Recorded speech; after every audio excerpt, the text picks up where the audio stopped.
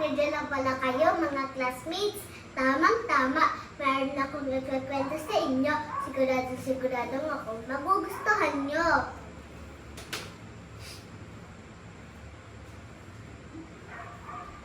Ang pabula na ang daga, rar, at ang leyon.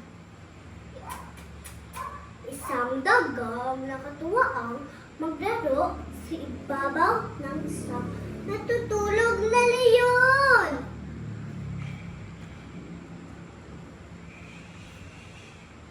Kanyang ninakyat ng lipadan ng leyon at pagdating sa itaas ay nagpaidus-dus siya paibaba. Woo!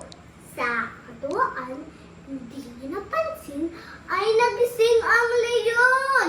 Rar! Dinakman ng leyon ang daga at hinawakan sa buntot at balak siyang subot kainin. Natakot na nagmamakawa ang daga. Ipagpamanhin mo, kaibigan. Hindi ko sinasadyang gambalayan ka sa pagtulog mo. Wala akong masamang hangarin. Nakatuwad ko lang maglaro sa likuran mo.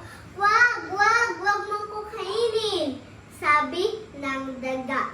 Nabakas ng leyon sa daga ang tunay na pagmamakaawa.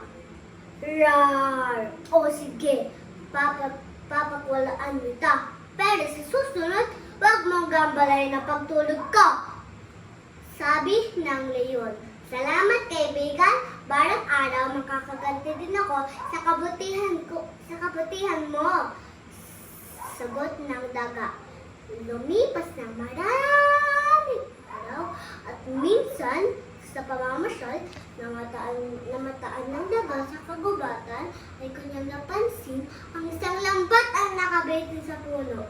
Lumapit siya upang magbusisa at agad niyang nakilala mo na yun na nahuli sa loob ng lambat na ginawang bitag ng mga nangangaso sa kagubatan.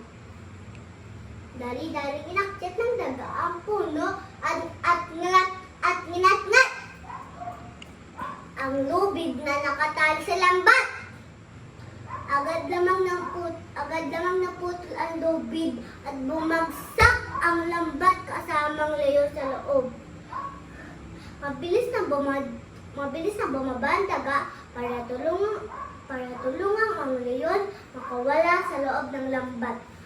Utang ko sa iyo ang aking buhay. Malaking pasasalamat, sabi ng leyon sa kaibigan daga. Ang pabula na ang daga, rar, at